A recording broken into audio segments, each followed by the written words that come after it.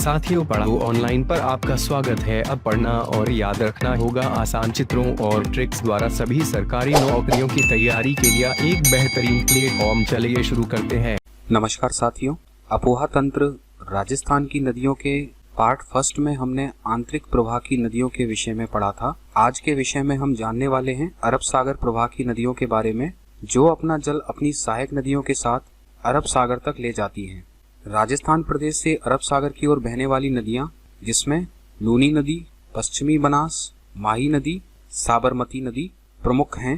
तो राजस्थान प्रदेश से अरब सागर की ओर बहने वाली नदियों में मुख्य नदी लूनी नदी है, जो कि अजमेर से बहते हुए अपनी सहायक नदियों के साथ जोजड़ी नदी, मीठड़ी नदी, सूकड़ी नदी, जवाई नदी एवं सागी नदी के साथ एवं अन्य सहायक नदियों के साथ कच्छ के रण में जाकर विलुप्त हो जाती है।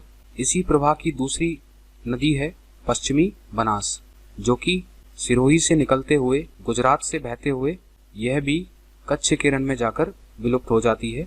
और इसी प्रवाह की जो अन्य महत्वपूर्ण प्रमुख नदी है वह है माही नदी, जिसका उद्गम मध्य प्रदेश से होता है और इस तरीके से मध्य प्रदेश से होते हुए यह राजस्थान में बांसवाड़ा में प्रवेश करते हुए यह खंबात की खाड़ी में जाकर विलुप्त हो जाती है और अपनी सहायक नदियां जाखम एवं सोम के साथ यह त्रिवेणी संगम मणेश्वर धाम का निर्माण करती है। इसी प्रवाह की अन्य प्रमुख नदी है साबरमती नदी, जो कि उदयपुर से निकलती है और इसका अधिकांश भाग गुजरात में प्रवाहित होता है और गुजरात में प्रवाहित होते हुए यह नदी खंबात की खाड़ी में जाकर विलुप्त हो जाती है। साथियों, ऐसे तथ्य जो लाल रंग से दर्शाए गए हैं वह सभी गत परीक्षाओं में पूछे गए प्रश्न हैं एवं महत्वपूर्ण हैं, उन पर विशेष ध्यान देने की जरूरत है। तो चलिए शुरू करते हैं इस प्रवाह की प्रमुख नदी लूनी नदी से। लूनी नदी पश्चिमी राजस्थान की सर्वाधिक महत्वपूर्ण नदी लूनी नदी है, यह आप देख सकते हैं। और पश्चिमी राजस्थान की सबसे महत्वपूर्ण नदी लूनी नदी है, क्योंकि यह मरुस्थलीय प्रदेश से प्रभावित होती है। यह जो भाग है यह राजस्थान का मरुस्थलीय प्रदेश है, जहाँ से यह प्रभावित होती है और लूनी नदी ही इस शुष्क प्रदेश की प्यास बुझाती है। लूनी नदी का जो जलग्रहण क्षेत्र है वह लगभग 34,250 वर्ग किलोमीटर तक फैला है। यह केवल वर्षा काल में प्रवाहित होती है। अरावली की श्रेणियों से निकलकर इसमें कई छोटी छोटी जलधाराएं आकर मिलती हैं। लूनी नदी की सबसे खास बात है कि इसका जो जल है वह बालोतरा बाड़मेर तक मीठा होता है एवं उसके बाद इसका जो जल है वह खारा हो जाता है। इसलिए इस नदी को आधी मीठी एवं आधी खारी नदी भी कहते हैं। और यही बालोतरा बाड़मेर में लूनी नदी में अक्सर बाढ़ आ जाती। तो चलिए लूनी नदी के विषय को समझ लेते हैं। लूनी नदी को कई उपनामों से जाना जाता है। लूनी नदी का जो प्राचीन नाम है वह लवणवती नदी है और पुष्कर के पास साकरी नदी कहते हैं और उद्गम स्थल से अजमेर तक सरगावती या सागरमती नदी कहते हैं। तो लूनी नदी का जो उद्गम स्थल है वहां से नदी को सागरमती अथवा सरगावती के नाम से जाना जाता है और आगे के अपोहा क्षेत्र को लूनी नदी के नाम से जानते हैं। जालौर में लूनी नदी के अपोहा क्षेत्र को स्थानीय भाषा में रेल अथवा नाड़ा कहा जाता है। नदी को मीठी खारी नदी कहते हैं, क्योंकि नदी का जो जल है वह बालोतरा बाड़मेर तक मीठा रहता है, उसके बाद नदी का जो जल है वह खारा हो जाता है। लूनी नदी को मरुस्थल की गंगा कहते हैं, क्योंकि लूनी नदी का जो अधिकांश भाग है वह पश्चिमी भाग में प्रवाहित होता है, जो कि राजस्थान का एक मरुस्थलीय भाग है। महत्वपूर्ण है कि कालिदास ने लूनी नदी को अंतः सलीला कहा है और पश्चिमी राजस्थान की सबसे लंबी नदी लूनी नदी ही है। इस तरह के कई उपनामों से लूनी नदी को जाना जाता है। अगर पूछते हैं पश्चिमी राजस्थान की सबसे लंबी नदी कौन सी है, तो उसका सही जवाब लूनी नदी है। यहाँ पर साथियों यह जानने योग्य है कि उद्गम स्थल से लूनी नदी को सागरमती के नाम से जाना जाता है और पुष्कर से सरस्वती नदी निकलती है, जो कि सागरमती में आकर मिलती है, जो कि गोविंदगढ़ अजमेर में आकर मिलती है।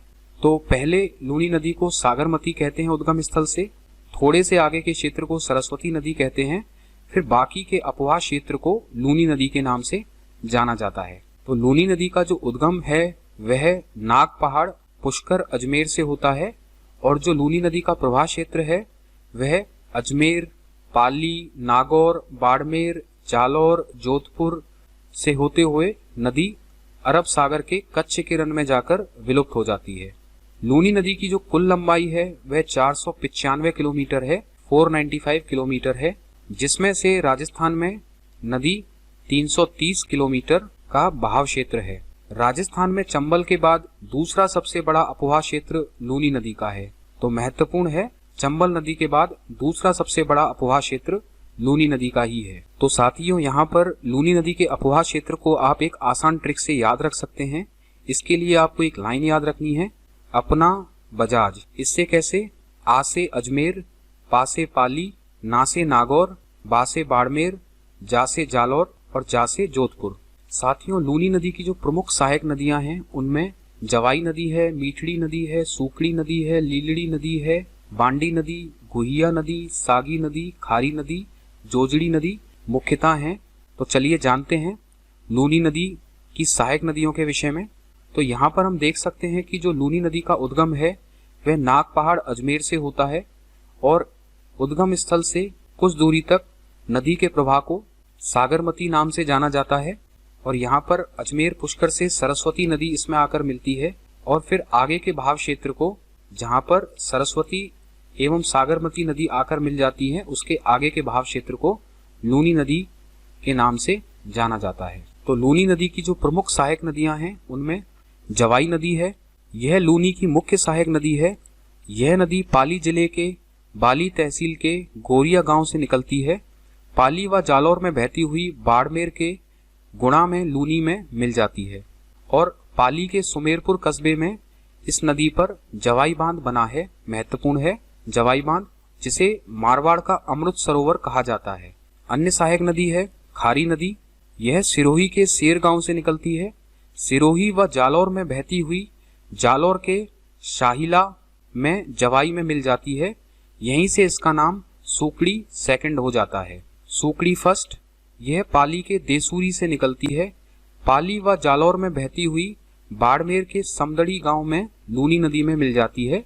जालौर के बांकली गांव में बांकली बांध सूकड़ी नदी पर बना है। महत्वपूर्ण है बांडी नदी।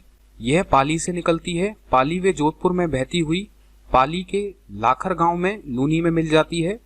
पाली शहर इसी नदी के किनारे है।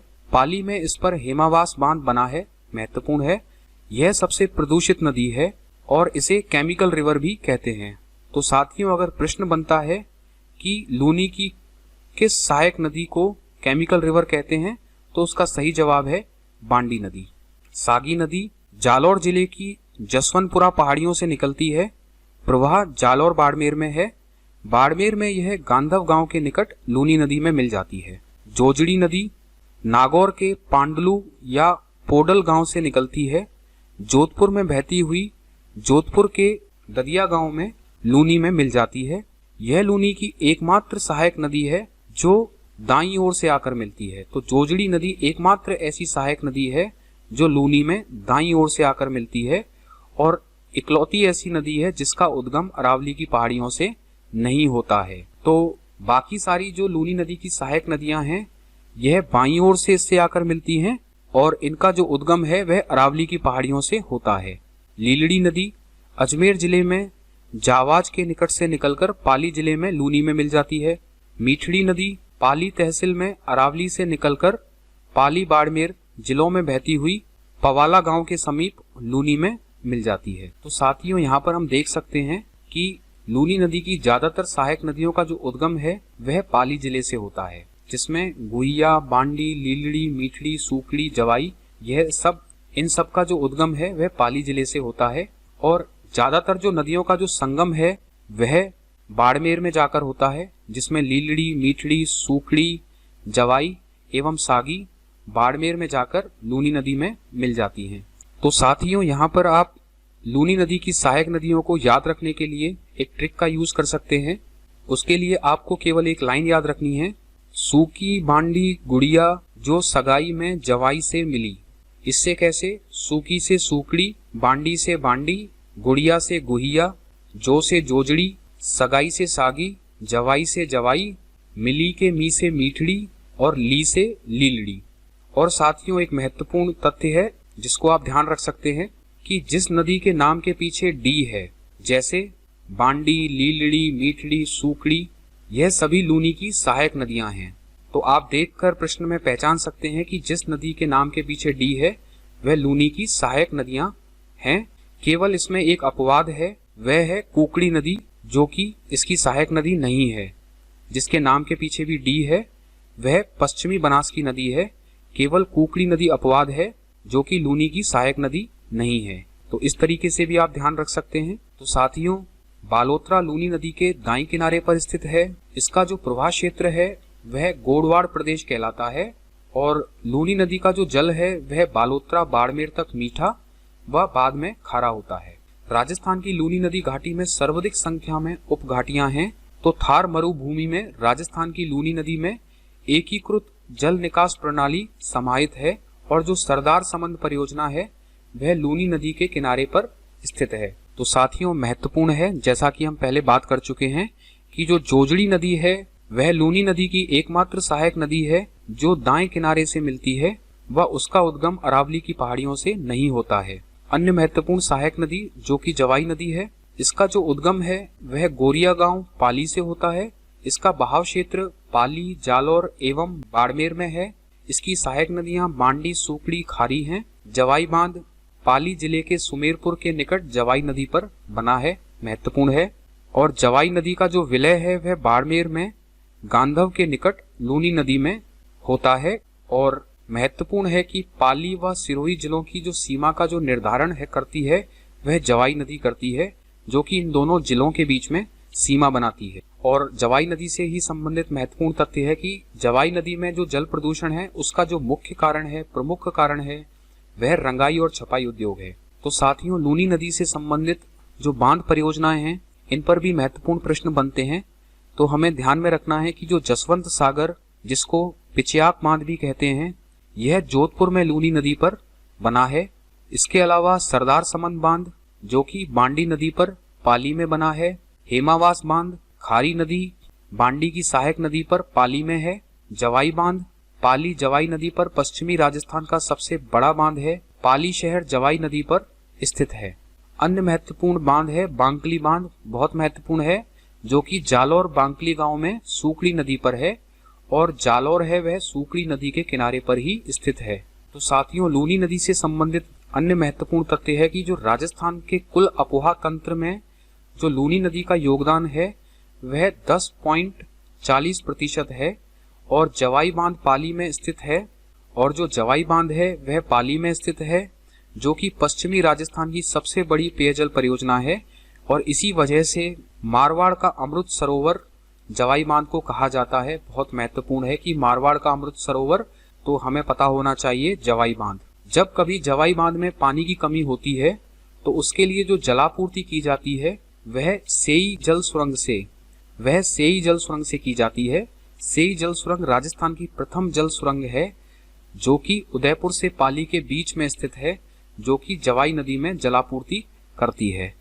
तो साथियों, यह थे लूनी नदी से संबंधित अति महत्वपूर्ण परीक्षा उपयोगी तथ्य।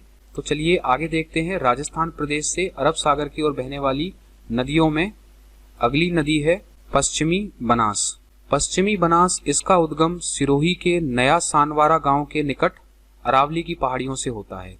उद्गम सिरोही में नया सानवारा गांव से होता है और यह सिरोही से बहते हुए गुजरात के बनासकांठा जिले में प्रवेश करती है और इसके बाद यह बहते हुए लिटिल रन या कच्छ के रन में जाकर यह विलुप्त हो जाती है। तो राजस्थान में पश्चिमी बनास का जो अपोहा क्षेत्र है वह केवल सिरोही जिले तक ही सीमित है। इसके बाद यह गुजरात राज्य में प्रवाहित होते हुए कच्छ के रन में जाकर विलुप्त हो जाती है। पश्चिमी बनास की कुल लंबाई 260 किलोमीटर है तथा यह राजस्थान के सिरोही जिले में 50 किलोमीटर तक बहती है। तो राजस्थान में इसका जो अपोहा क्षेत्र है वह सिरोही तक सीमित है, जहां पर यह केवल 50 किलोमीटर तक बहती है। शेष गुजरात राज्य में बहती है और गुजरात का जो डीसा नगर है इसी नदी के किनारे पर बसा हुआ है। डीसा नगर भारत के गुजरात राज्य के बनासकांठा जिले में स्थित एक नगर है और यह पश्चिमी बनास नदी के पूर्वी तट पर बसा हुआ है। गत परीक्षाओं में पूछ लिया गया है कि डीसा नगर किस नदी के किनारे पर स्थित है। और जो आबू रोड है वह सिरोही में, वह पश्चिमी बनास के बाएं किनारे पर स्थित है। पश्चिमी बनास की सहायक नदियां हैं सूकली नदी, सुकेत नदी, बलराम नदी, सीपू नदी, सेवरन नदी, धारवोल नदी, कुकड़ी नदी, गोहलन नदी इत्यादि। जो मुख्य सहायक नदी है वह सूकली नदी है, जो सिरोही जिले में सिलारी की पहाड़ियों से निकलकर गुजरात में पश्चिमी बनास में मिल जाती है। तो साथियों, पश्चिमी बनास की सहायक नदियों को भी आप एक आसान ट्रिक की मदद से ध्यान रख सकते हैं। तो उसके लिए आपको एक लाइन याद रखनी है, गोहकू सुधार। इस लाइन से कैसे? गोह से आपको याद रखना है गोहलन नदी, कू से आपको याद रखना है कुकड़ी नदी, सू से आपको याद रखना है सूकली नदी, धार से आपको याद रखना है धारवोल नदी। तो साथियों, यह था अपोहा तंत्र में राजस्थान में प्रवाहित होने वाली नदियों का भाग द्वितीय, पार्ट सेकंड। हम उम्मीद करते हैं कि आपको यह विषय अच्छे से समझ में आ गया होगा। तो परीक्षाओं की तैयारी के साथ साथ अपना ज्ञान बढ़ाने के लिए बने रहें हमारे साथ। धन्यवाद। साथियों, प्लीज ज्यादा से ज्यादा लाइक करें, शेयर करें, सब्सक्राइब करें और बेल आइकॉन पे क्लिक करें, जिससे आपकी कोई क्लास मिस न हो। पढ़ो ऑनलाइन आपका बहुत बहुत धन्यवाद।